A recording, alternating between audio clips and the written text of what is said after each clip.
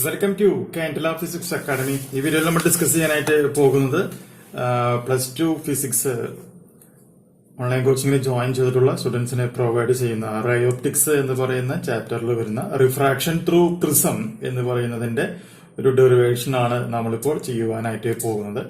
ഇത് പലവട്ടം പരീക്ഷയ്ക്ക് പലവട്ടം റിപ്പീറ്റ് ചെയ്ത് ചോദിച്ചിട്ടുള്ള ഒരു ചോദ്യം തന്നെയാണ്. സോ അതിന്റെ ഡെറിവേഷൻ നമുക്ക് എങ്ങനെ ചെയ്യാം എന്നുള്ളത് നോക്കാം.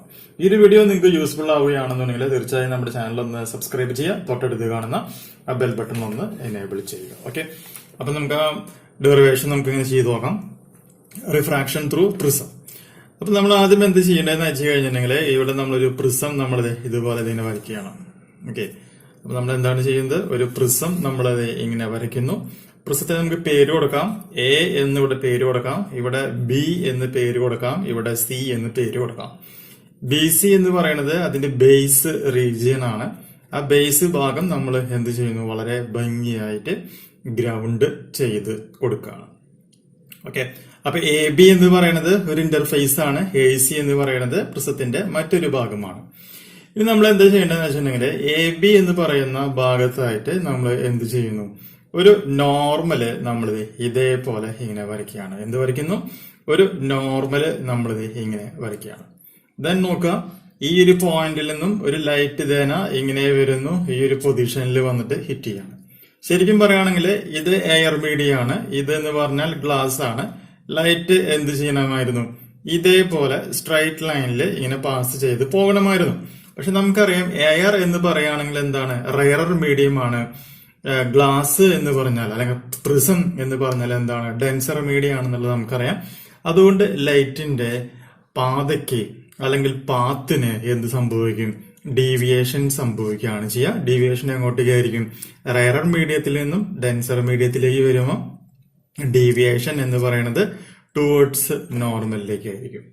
ഇതിങ്ങനെ ഡീവിയേറ്റ് ചെയ്യുന്നു. അപ്പൊ നമ്മൾ എന്ത് ചെയ്യുന്നു? ഇനി ഈ ഒരു പോയിന്റിലായിട്ട് എ സിക്ക് നമ്മൾ എന്ത് ചെയ്യുന്നു? ഒരു പെർപെൻഡിക്കുലർ നമ്മൾ ഇതേപോലെ ഇങ്ങനെ വരയ്ക്കുകയാണ്. അപ്പൊ ഇവിടെ എന്ത് സംഭവിക്കും? ഇതിപ്പോ ഗ്ലാസ് ആണ്, ഇത് എയർ ആണ്, ഇത് ഡെൻസർ മീഡിയം, ഇത് റെയറർ മീഡിയം. ലൈറ്റിന് എന്ത് സംഭവിക്കും? വീണ്ടും ഇവിടെ റിഫ്രാക്ഷൻ സംഭവിക്കുന്നു. അപ്പൊ ഡെൻസർ മീഡിയത്തിൽ നിന്നും റെയറർ മീഡിയത്തിലേക്ക് വരുമ്പോൾ ഡീവിയേഷൻ എന്ന് പറയുന്നത് എങ്ങോട്ടേക്ക് ആയിരിക്കും? എവേ ഫ്രം ദ നോർമൽ ആയിരിക്കും. അപ്പൊ ലൈറ്റ് തന്നെ ഇതുപോലെ ഇങ്ങനെ വന്ന് ഇതിലൂടെ ഇങ്ങനെ വന്ന് പുറത്തേക്ക് പോവുകയാണ് ചെയ്യുന്നത്. അപ്പൊ ഇതിനെ നോർമല് N1 എന്ന് മാർക്ക് ചെയ്യാം, ഇതിനെ നോർമല് N2 എന്ന പേരിലും മാർക്ക് ചെയ്യാം. ഈ റേയുടെ ഈ സ്റ്റാർട്ടിംഗ് പോയിന്റിനെ P എന്ന് മാർക്ക് ചെയ്യാം, ഇതിനെ Q എന്ന് മാർക്ക് ചെയ്യാം, ഈ പൊസിഷനെ R എന്ന് മാർക്ക് ചെയ്യാം, ഈ പൊസിഷനെ S എന്ന പേരിലും മാർക്ക് ചെയ്യാം. ഇനി ഇവിടെ നിൽക്കുന്ന ഒരാൾക്ക് ഈ ലൈറ്റ് എവിടെ നിന്ന് വരുന്ന പോലെയാണ് ഫീൽ ചെയ്യുക? നേരെ ഇതിന്റെ ബാക്ക് പോയിന്റിൽ നിന്നും വരുന്നത് പോലെയാണ് ഫീൽ ചെയ്യുക. അപ്പൊ ഈ ഒരു പൊസിഷനെ ക്യാപിറ്റൽ N എന്ന് മാർക്ക് ചെയ്യാം, ഈ ഒരു പൊസിഷനെ ക്യാപിറ്റൽ M എന്ന് മാർക്ക് ചെയ്യാം.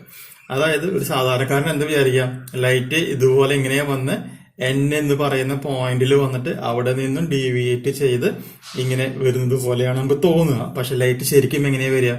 പിയിൽ നിന്നും ക്യൂവിലേക്ക് വന്ന് ക്യൂവിൽ റിഫ്രാക്ഷൻ സംഭവിച്ച് ക്യൂവിൽ നിന്നും ആറിലേക്ക് വന്ന് ആറിൽ നിന്നും റിഫ്രാക്ഷൻ സംഭവിച്ചിട്ടാണ് പുറത്തേക്ക് വരുന്നത്.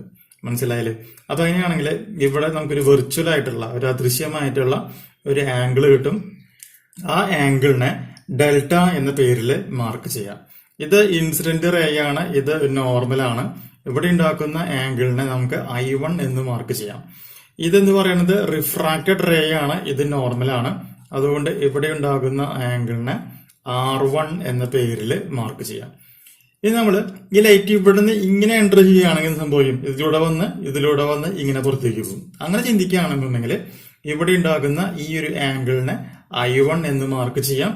സിമിലർലി ഇവിടെ ഉണ്ടാകുന്ന ആംഗിളിനെ റിഫ്രാക്റ്റഡ് റേ ആയതുകൊണ്ട് R2 എന്ന പേരിലും മാർക്ക് ചെയ്യുവാനായിട്ട് സാധിക്കും. ഇനി നോക്കാം, ഇത് മൊത്തമാണ് I1. സിമിലർലി ഇത് മൊത്തം I1 ആണ്. അപ്പൊ അതിന്റെ പകുതി ഭാഗം R1 ആയിട്ട് പോയത് കൊണ്ട് ഈ ആംഗിൾ എന്ന് പറയുന്നത് I1 മൈനസ് R1 ആണ്. ഇത് മൊത്തം I2 ആണ്. അപ്പൊ ഇത് എന്തായിട്ട് മാറും? ഇതും I2 ആയിട്ട് മാറണം. പക്ഷെ ഈ ഭാഗം R2 ആയതുകൊണ്ട് ഈ ആംഗിൾ എന്ന് പറയുന്നത് അപ്പൊ എത്രയായിട്ട് മാറാണ് ചെയ്യുക?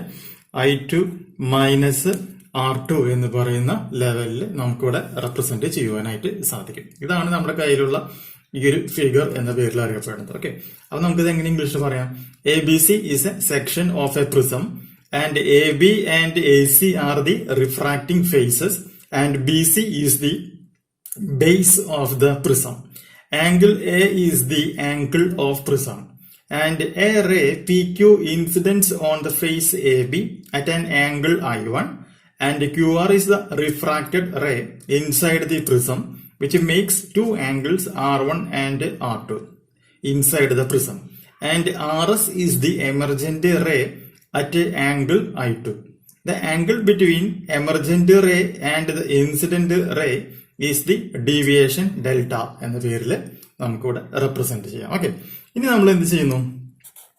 AQMR എന്ന് പറയുന്ന സംഭവം എടുക്കുക. AQMR എന്ന് പറഞ്ഞിട്ടുണ്ടെങ്കിൽ അത് എന്താണ്?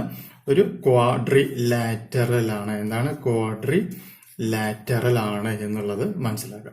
അപ്പൊ AQMR എന്ന് പറയുന്നത് ഒരു ക്വാഡ്രിലാറ്ററൽ ആണെന്നുണ്ടെങ്കിൽ നമുക്കറിയാം ഒരു ക്വാഡ്രിലാറ്ററിന്റെ ഓപ്പോസിറ്റ് ആംഗിളുകളുടെ തുക എന്ന് പറയുന്നത് എത്രയായിരിക്കും? 180 ഡിഗ്രി ആയിരിക്കും എന്നുള്ളത് നമുക്ക് അറിയാവുന്ന ഒരു കാര്യമാണ് അല്ലെ. ഓക്കെ, അപ്പൊ നമുക്ക് എന്ത് പറയാൻ പറ്റും? Angle A plus angle M is equal to 180 അല്ലെങ്കിൽ 180 ഡിഗ്രി എന്ന പേരിൽ നമുക്ക് ഇവിടെ എന്ത് ചെയ്യാനായിട്ട് സാധിക്കും? മാർക്ക് ചെയ്യുവാനായിട്ട് സാധിക്കുകയാണ് ചെയ്യുന്നത്. Equation number 1. ഇനി നമുക്ക് ചെയ്യാൻ പറ്റാവുന്ന അടുത്ത കണ്ടീഷൻ എന്താണെന്ന് നോക്കുക. Consider triangle QMR. Triangle QMR എന്നുള്ള ട്രയാങ്കിൾ എടുക്കുകയാണെങ്കിൽ നമുക്കറിയാം ഒരു ട്രയാങ്കിളിന്റെ 3 ആംഗിളുകളുടെ സമ്മ് എന്ന് പറഞ്ഞാൽ എത്രയാണ്? തുക എന്ന് പറഞ്ഞാൽ എത്രയാണ്? 180 ഡിഗ്രി ആണെന്നുള്ളത് നമുക്കറിയാം. So I1 minus R1 plus I2 minus R2 plus angle M is equal to 180 degree എന്നുള്ള രണ്ടാമത്തെ ഇക്വേഷനും നമുക്ക് എന്ത് ചെയ്യുവാനായിട്ട് സാധിക്കും? ഇവിടെ ഫോം ചെയ്യുവാനായിട്ട് സാധിക്കുകയാണ് ചെയ്യുന്നത്.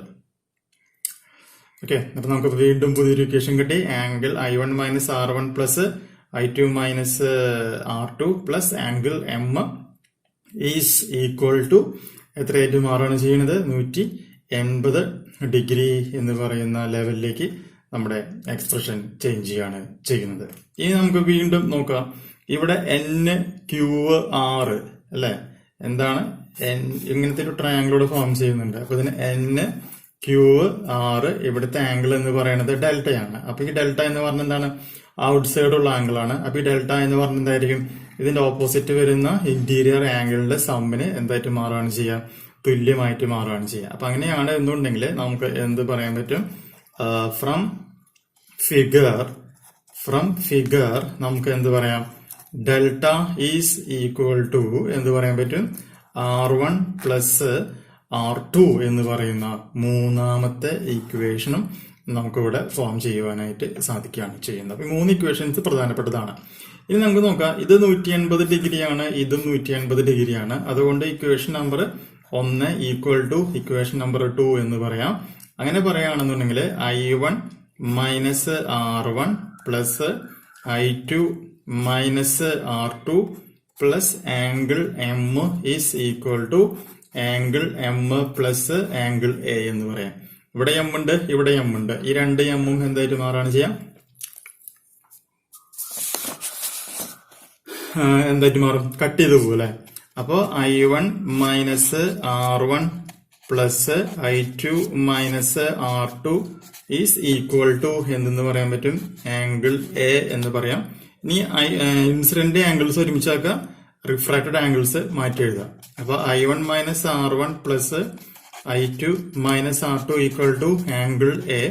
അപ്പൊ I1 plus I2 minus R1 minus R2 equal to angle A. That is I1 plus I2 minus of R1 plus R2 equal to angle A എന്ന് നമുക്ക് ഇവിടെ എഴുതുവാനായിട്ട് സാധിക്കും. പക്ഷെ നമുക്ക് എന്താ പറയാം? R1 പ്ലസ് R2 എന്ന് പറഞ്ഞാൽ എന്താണ്? ഡെൽറ്റ ആണെന്ന് നമുക്കറിയാം.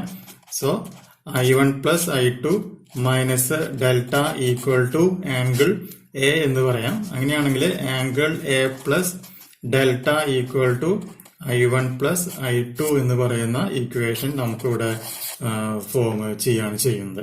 ഇനി നമ്മളൊരു കണ്ടീഷൻ പറയാണ്, ഫോർ മിനിമം ഡീവിയേഷൻ. കണ്ടീഷൻ ഇതാണ്, for minimum deviation, for minimum deviation. Minimum ഡീവിയേഷനിലാണെങ്കിൽ I1 equal to I2 equal to I ആയിട്ട് മാറും, R1 equal to R2 equal to R ആയിട്ട് മാറും, ഡെൽറ്റ ഈക്വൽ ടു D ആയിട്ട് മാറും, ആംഗിൾ A ഈക്വൽ ടു എന്തായിട്ട് മാറാണ് ചെയ്യുക, A എന്നായിട്ട് മാറും. അങ്ങനെയാണ് എന്നുണ്ടെങ്കിൽ ഫ്രം ഇക്വേഷൻ നമ്പർ 3 എന്തായിട്ട് മാറും, delta equal to R plus R equal to 2R ആണ് വരിക. അപ്പൊ R ഈക്വൽ ടു D/2 എന്ന് പറയുന്ന ഇക്വേഷൻ ഫോം ചെയ്യും. അതുപോലെ തന്നെ from equation number 4 A plus D is equal to I plus I equal to 2I. അപ്പൊ I equal to A plus D/2 എന്ന് പറയുന്ന ഇക്വേഷൻ കിട്ടും. നിങ്ങൾക്കറിയാം സ്നെൽസ് ലോ എന്ന് പറയുമ്പോൾ N equal to sine I divided by sine R ആണ്. ഇവിടെ ഐയും കിട്ടിയിട്ട് ആറും കിട്ടിയിട്ട് സബ്സ്റ്റിറ്റ്യൂട്ട് ചെയ്യാം. അപ്പൊ എന്തായിട്ട് മാറും, sine A plus D/2 divided by sine A/2 എന്ന് പറയുന്ന ഇക്വേഷൻ നമുക്കിവിടെ ഫോം ചെയ്ത് വരികയാണ് ചെയ്യുന്നത്. ഓക്കെ, അപ്പൊ ഇതാണ് നമ്മുടെ പറഞ്ഞിട്ടുള്ള ക്വസ്റ്റ്യൻ. അടുത്ത വീഡിയോയിൽ നമുക്ക് ഇതിന്റെ കണ്ടിന്യൂഷൻ ആയിട്ടുള്ള ബാക്കി കാര്യങ്ങൾ ഡിസ്കസ് ചെയ്യാം.